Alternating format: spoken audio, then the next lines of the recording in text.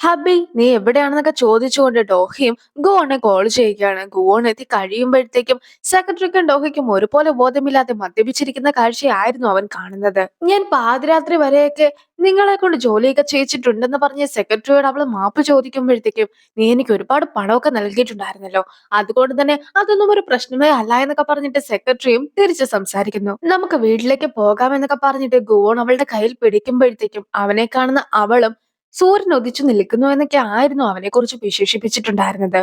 സൂര്യൻ ഉദിച്ചു എന്നൊക്കെ കേൾക്കുന്ന സെക്രട്ടറിയും എനിക്ക് ജോലിക്കൊക്കെ പോകണമെന്ന് പറഞ്ഞ് അവിടെ നിന്ന് പോകാനായിട്ട് തുടങ്ങുകയാണ്.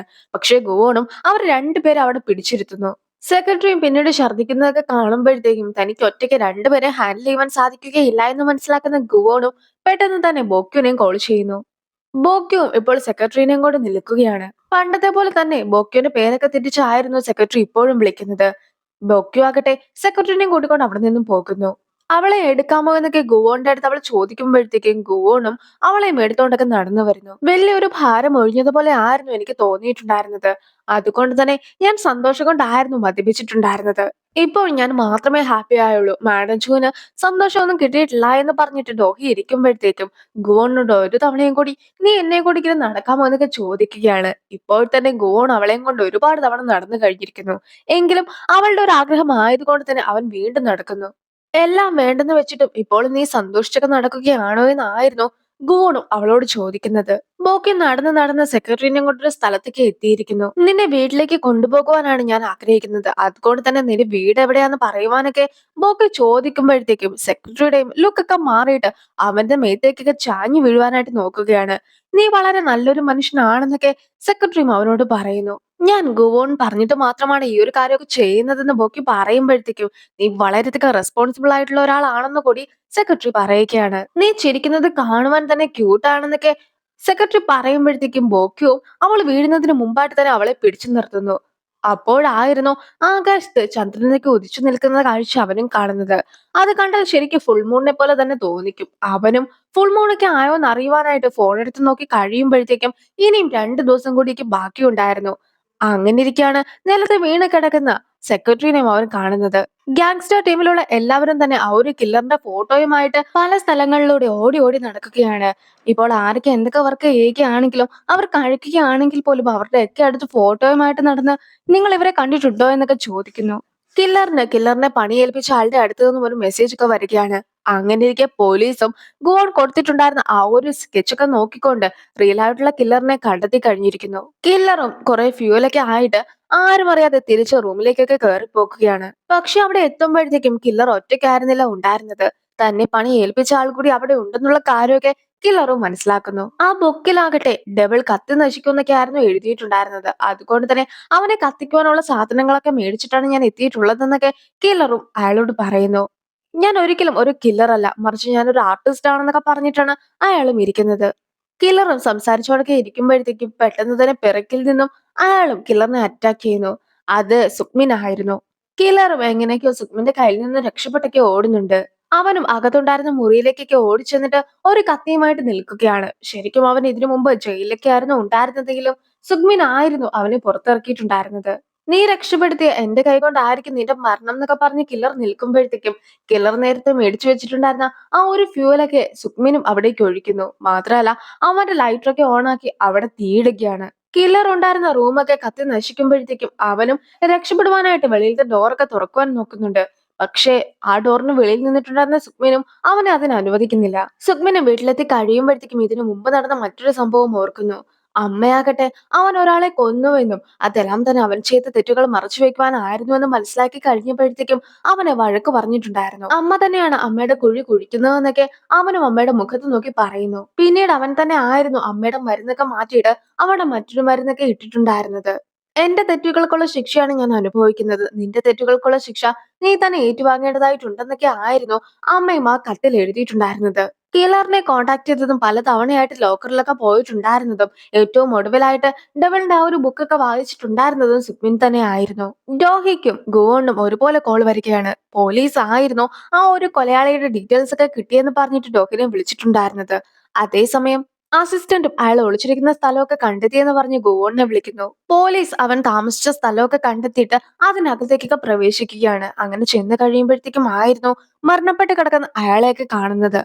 അത് കത്തിക്കരിഞ്ഞ് വെറുമൊരു ബോഡി മാത്രമായിരുന്നില്ല. അതിലാകട്ടെ ഒരു കത്തിയും കൂടി കൊണ്ടിരിക്കുന്നതൊക്കെ പോലീസും ശ്രദ്ധിക്കുന്നു. അവൻ ഒരുപാട് ആൾക്കാരെ കൊന്നിട്ടുണ്ടായിരുന്നു. മാത്രമല്ല അവന്റെ ബോഡി കത്തി നശിച്ചതിന് ശേഷം അവന്റെ നെഞ്ചിലായിട്ട് ഒരു കത്തിയൊക്കെ കൊണ്ട രീതിയിലായിരുന്നു ബോഡി കാണപ്പെട്ടിട്ടുണ്ടായിരുന്നതെന്നൊക്കെ പോലീസും പറയുന്നു. അതേ കത്തി വെച്ചിട്ട് അതേ രീതിയിൽ തന്നെ ആയിരുന്നു നേരത്തെ ഗോവണ്ണയും കുത്തിയിട്ടൊക്കെ ഉണ്ടായിരുന്നത്. ഷെഹോണും വിവരങ്ങളൊക്കെ അറിഞ്ഞിട്ട് പോലീസ് സ്റ്റേഷനിൽ എത്തിയിട്ടുണ്ടായിരുന്നു. ഗോവൺ ആകട്ടെ മറ്റൊരു കാര്യം അന്വേഷിക്കുവാനുണ്ടെന്ന് പറഞ്ഞ് അവിടെ നിന്നും പോകുന്നു. ഗോവൺ റൂമിലേക്ക് എത്തി നോക്കി കഴിയുമ്പോഴത്തേക്കും ആയിരുന്നു പല സ്ഥലങ്ങളിലായിട്ട് റെക്കോർഡറൊക്കെ വെച്ചിട്ടുള്ളത് അവനും കാണുന്നത്. കില്ലറിനെ താൻ കണ്ടിട്ടുണ്ടായിരുന്നെങ്കിലും ഇതിനൊക്കെ പിന്നിൽ മറ്റൊരാൾ ഒളിച്ചു നിൽപ്പുണ്ടായിരുന്നു എന്ന കാര്യമൊക്കെ ഗോവണും മനസ്സിലാക്കുകയാണ്. സെർവന്റ് ക്ലീൻ ചെയ്യുന്ന സമയത്ത് രണ്ട് ഗ്ലൗസ് ഒക്കെ കത്തിക്കരിഞ്ഞിരിക്കുന്നതൊക്കെ സുഗ്മന്റെ വൈഫും ശ്രദ്ധിക്കുകയാണ്. നമുക്കെതിരായിട്ട് യുദ്ധമൊക്കെ തുടങ്ങിയവര് ആ ഒരു കില്ലറിനെ ആയുധമാക്കിയായിരുന്നു വെച്ചിട്ടുണ്ടായിരുന്നത്. ഇപ്പോൾ ആ കില്ലർ കൊല്ലപ്പെട്ടത് കൊണ്ട് തന്നെ യുദ്ധവും അവസാനിച്ചു എന്നാണ് എനിക്ക് തോന്നുന്നത് എന്നൊക്കെ ഡോഹിയും പറയുകയാണ്.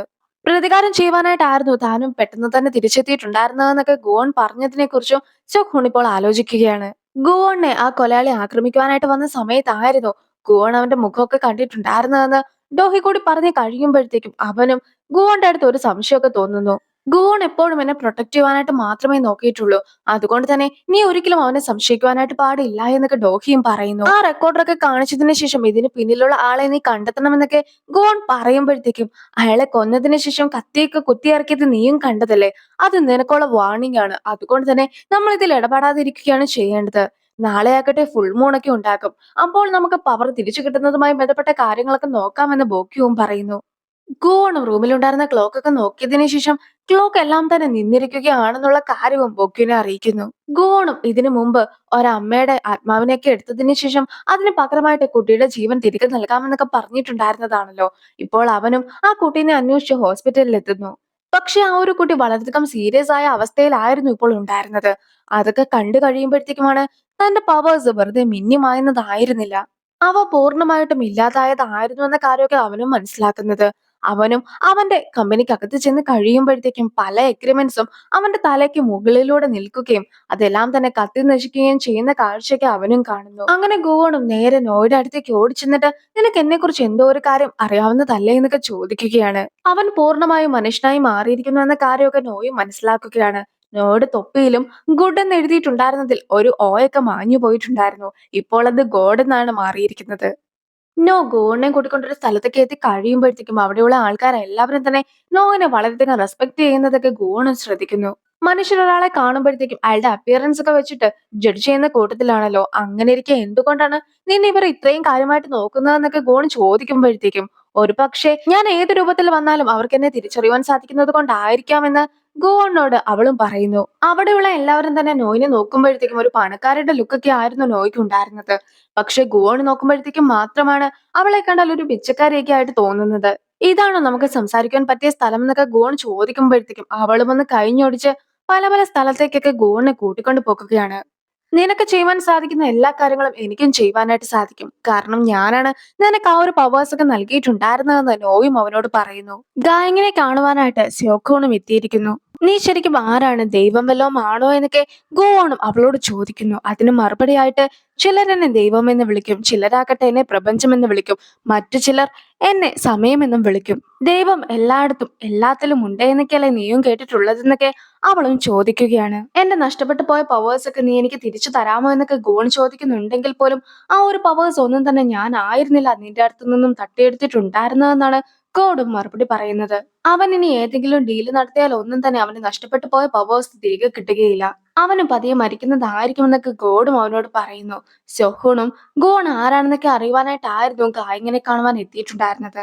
അപ്പോൾ ഞാൻ എന്ത് ചെയ്താലാണ് എന്റെ പവേഴ്സ് ഒക്കെ തിരികെ കിട്ടുക എന്ന് അവൻ ചോദിക്കുമ്പോഴത്തേക്കും അത് വളരെ സിമ്പിൾ ആയിട്ടുള്ള ഒരു കാര്യമാണെന്നായിരുന്നു ഗോഡ് പറയുന്നത്. അതേസമയം ഗായങ്ങാകട്ടെ അവൻ ഡെവിൾ ആണെന്നുള്ള സത്യമൊക്കെ തുറന്നു പറയുന്നു. ആ പെണ്ണ് മരിച്ചു കഴിഞ്ഞിട്ടുണ്ടെങ്കിൽ നിനക്ക് നിന്റെ പവേഴ്സ് ഒക്കെ തിരികെ കിട്ടുന്നതായിരിക്കുമെന്ന് ഗോഡ് പറയുമ്പോഴത്തേക്കും ഗോഡ് ഉദ്ദേശിച്ചിട്ടുണ്ടായിരുന്നത് ഡോഹിനെ ആയിരുന്നു. അങ്ങനെ ഇരിക്കെ ഡോഹിക്കും എന്തോ ഒരു അപായമൊക്കെ സംഭവിച്ചതായിട്ട് കാണിക്കുകയാണ്. അവന്റെ ഒപ്പമുള്ള ആളുകളെ എല്ലാം തന്നെ നിർഭാഗ്യം പിന്തുടരുന്നതായിരിക്കും. അവനും പതിയെ അവരെയൊക്കെ നരകത്തിലേക്ക് കൂട്ടിക്കൊണ്ട് പോകുമെന്നൊക്കെ ഗായങ്ങും പറയുന്നു. ഡോഹി മരിച്ചാലേ തനിക്ക് പവേഴ്സ് ഒക്കെ കിട്ടുകയുള്ളൂ എന്ന സത്യം മനസ്സിലാക്കിയ അവനും അതൊക്കെ ഓർത്തിരിക്കുകയാണ്. ഈ ഒരു സീനോട് കൂടിയാണ് ഈ എപ്പിസോഡ് അവസാനിക്കുന്നത്. അപ്പോൾ അടുത്തൊരു എപ്പിസോഡുമായിട്ട് എത്രയും വേഗം കാണാം. ബൈ.